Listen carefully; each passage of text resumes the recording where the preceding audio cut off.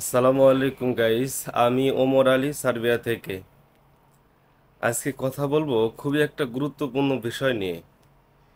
আপনারা যারা আমাকে কমেন্ট করেন বা ইনবক্সে নক করেন যে ভাই আমাদের অনলাইন করা হয়েছে 4 মাস, 5 মাস, 6 মাস, কিন্তু এখন পর্যন্ত কোনো রেজাল্ট আসতেছে না, না অ্যাপ্রুভাল আসতেছে না রিজেক্ট আসতেছে। আসলে এর কারণটা কি? তো এই কারণটাই আজকে আমি তুলে ধরবো আপনাদের কাছে। এবং ভিডিওতে যাওয়ার আগে যে যেখান থেকে আমার এই ভিডিওটা দেখতেছেন, যারা ফেসবুক পেজ থেকে দেখছেন অবশ্যই ফেসবুক পেজটা ফলো করে দেবেন, এবং যারা ইউটিউব চ্যানেল থেকে দেখতেছেন অবশ্যই ইউটিউব চ্যানেলটা সাবস্ক্রাইব করে দেবেন। এবং সার্বিয়া সম্বন্ধে আরও কিছু জানার থাকলে কমেন্ট করবেন, ইনশাল্লাহ জানাবো আপনাদেরকে। আপনারা জানেন বর্তমান ইউরোপের দেশ সার্বিয়া বলেন বা রোমানিয়া, বুলগেরিয়া, বসনিয়া, ক্রোয়েশিয়া, এই দেশগুলোতে বর্তমানে খুব ভালো ভিসা হচ্ছে। তো যখন আমাদের বাংলাদেশের যে অবস্থা, যে যখন একটা দেশের ভিসা ভালো হয়, বিশেষ করে সার্বিয়ার ভিসা এখন আরো বেশি ভালো হচ্ছে, 2025 সালে আরো বেশি ভালো হওয়ার কথা। তো সেই ক্ষেত্রে যেহেতু 25 সাল শুরু হয়েছে, সার্বিয়াতে চাহিদাও বেশি শ্রমিকের, প্রায় 2 লক্ষ শ্রমিক নেবে 2025 সালে। তো সেইখান থেকে বাংলাদেশি যারা এজেন্সি আছে বা দালাল আছে, ভালো এজেন্সি বা ভালো দালালের পাশাপাশি কিন্তু ভণ্ড ভুয়া দালাল এবং ভুয়া এজেন্সি কিন্তু অভাব নাই।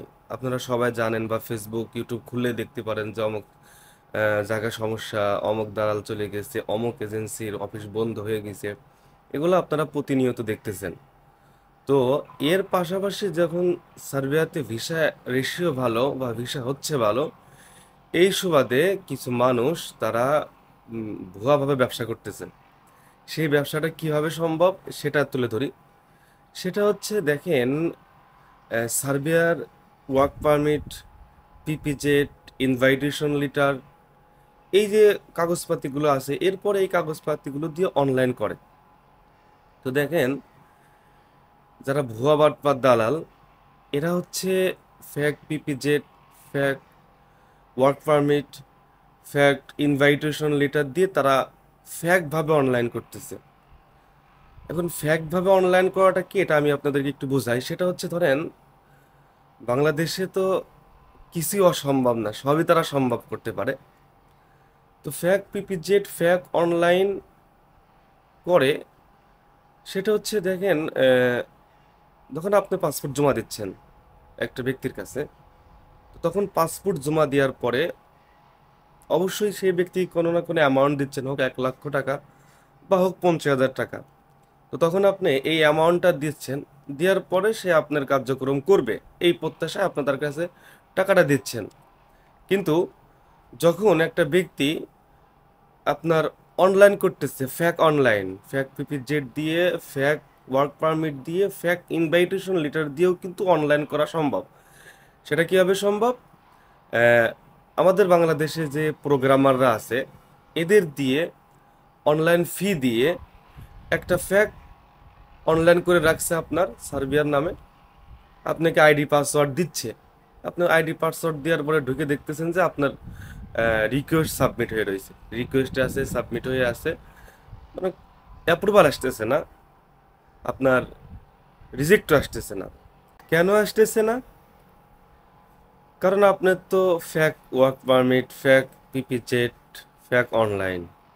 আপনি যখন পাসপোর্টের সাথে 50,000 বা 1 লক্ষ টাকা তাকে দিয়েছেন, দেখেন সেই ব্যক্তি আপনার 50,000 টাকা থেকে যদি 5,000 টাকা আপনার পিছনে খরচ করে অনলাইনে ফ্যাকভাবে, তো তো তার কিন্তু লস নাই সেই ভুয়া দালাল বা ভুয়া এজেন্সির।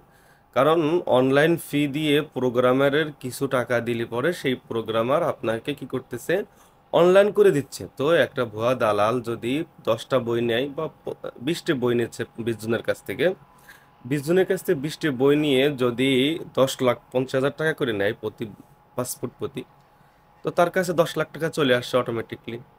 তো 10 লাখ টাকা চলে আসলে পরে তখন আপনাদের 10 জনের বা 20 জনের পিছনে যদি 1 লক্ষ টাকা খরচ করে, তাহলে কিন্তু দালাল লস নাই। 10 লাখ টাকাতে 1 লাখ টাকা যদি আপনাদের পিছনে এরকম ফেক পিপিজেড, ফেক অনলাইন করে যদি তারা অনলাইন রিজেক্ট হয় না, অ্যাপ্রুভাল হয় না, এরকম ঝুলায় রাখে 5-6 মাস 7 মাস রাখার পরে আপনাকে, আপনার নিজের আইডিতে ঢুকে দেখতে পারতেছেন যে আপনার হচ্ছে না কেপিপি, যে মানে রিজেক্ট হচ্ছে না, আপনার অ্যাপ্রুভাল আসতেছে না। তখন আসলে আপনি কি করবেন? কিছু বলার থাকবে না যে আসলে তার হাতে তো কিছু করার নাই, সে তো কাজ করে করছেই। এখন যদি সার্ভার এম্বাসি বলেন বা সার্ভার গভর্নমেন্ট যদি আমাকে অ্যাপ্রুভাল না দেয়, তাহলে আমি অ্যাপ্রুভাল পাবো কিভাবে? নর্মালি একটা আমাদের চিন্তা বা থিঙ্কিং আসে।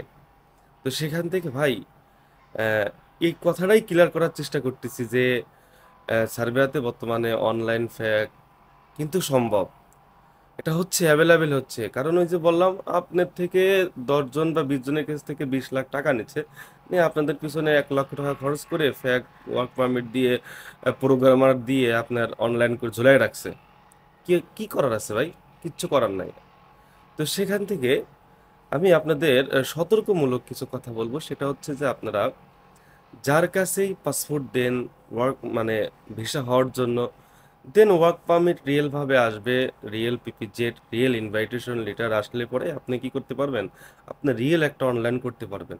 আর রিয়েল অনলাইন করলে পরে এখন আমি যখন আসি দীর্ঘ 4 মাস আগে, তখন আহ, কেউ 2 মাসে, 1 মাসে ভিসা অ্যাপ্রুভাল হয়ে গেছে। কিন্তু এখন 25 সালে আসে একটু লং প্রসেসিং হয়ে গেছে। অনলাইন করলে পরে আগে ধরেন 45 থেকে 60 দিনের ভিতরে অ্যাপ্রুভাল চলে আসতো। তো এখন সময়টা একটু বাড়ছে। তো 60 থেকে 60 দিন হোক, 2 মাস হোক বা 3 মাস, 3 মাসই ধরলাম। সমস্ত কিছু অনলাইনের বিষয়টা 3 মাস ধরলাম। তো এর পরে কিন্তু আসলে বেসিক্যালি যাওয়ার কথা না। ঠিক আছে? এখন বিষয়টা হচ্ছে যে আহ, মানে কিছু কিছু ভালো এজেন্সি বা ভালো দালাল আছে, এদের কথা ভিন্ন। তাদের 3 মাস 4 মাস লাগতেছে, এটা ডাজেন্ট ম্যাটার। কিন্তু খেয়াল রাখতে হবে, চোখ কান খোলা রাখতে হবে যে ভুয়া এজেন্সি, ভুয়া দালালের কাছে যাওয়ার পর দেখা গেলো 6 মাস 7 মাস আপনার অনলাইন ঝুলতেছে, 5 মাসও ঝুলতেছে। তো এইগুলা থেকে মানে বেসিক্যালি একটু খেয়াল রাখবেন যে কার কাছে পাসপোর্ট জমা করতেছেন, কার কাছে সে আসলেও কি আপনাকে পাঠাইতে পারবে কিনা, বা তার কোনো অ্যাবিলিটি আছে কিনা, বা তার সেই রকম লিঙ্ক আছে কিনা, এটা জেনে বুঝে দেন তারপরে আপনারা পাসপোর্ট জমা করেন। কারণ ভাই, যখন আমরা বিদেশে বা ইউরোপের স্বপ্ন দেখি ভাই, তখন আসলে এই স্বপ্নটা আমাদের ভিতরে একটা মানে কুরে খাই যে আসলে কবে যাব, কবে যেতে পারতেছি, এই মানে এই রকম একটা চিন্তা ভাবনা মাথার ভিতরে চলে আসে। তো সেখান থেকে আমি আপনাদেরকে বলবো, ফ্যাক পিপিজেড, ফ্যাক অনলাইন করা কিন্তু সম্ভব, ফ্যাক ওয়ার্ক পারমিট বের করাও সম্ভব, ফ্যাক ইনভাইটেশন লেটার বাই করাও সম্ভব। তো সেখান থেকে আপনারা অবশ্যই বুঝে শুনে নিজস্ব মাধ্যমে আপনারা বই জমা করবেন এবং ইউরোপে আসার চেষ্টা করবেন। কারণ যেখানে সেখানে বই জমা দিবেন না। কারণ এখানে আসলে আমরা মধ্যবিত্ত ফ্যামিলির ছেলেরাই বিদেশে আসতে চাই। তো সেখান থেকে দেখেন, আমাদের যদি পাসপোর্টের সাথে 50,000 1 লাখ দিয়ে আমরা বসে থাকি, এই টাকাটা যদি মার হয়ে যায় তাহলে কিন্তু আমাদের অনেক বড় ক্ষতি হয়ে যাবে।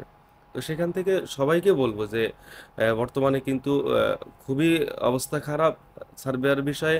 কারণ যেহেতু সার্ভেয়ার বিষয় ভালো হচ্ছে, সেই জন্য ভুয়া দালাল, বাটপার দালালরা এরা মানে প্রচুর পরিমাণে উঠে পড়ে লাগছে। মানুষকে হয়রানি করতেছে, মানুষের স্বপ্ন নিয়ে খেলা করতেছে। তো সেখান থেকে সবাইকে বলবো, অবশ্যই অবশ্যই বুঝে শুনে ভালো এজেন্সি, ভালো মাধ্যমে আপনারা বই জমা করবেন। দেন আল্লাহ তাআলা চাইলে পরে আপনাদের ভালো কিছু হবে।